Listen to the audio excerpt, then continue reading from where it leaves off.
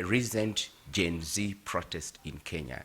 The police committed gross violations of human rights. We call upon the National Police Service to live to the intent, spirit, and also the provisions of the Constitution so that the rights of the people of Kenya are respected.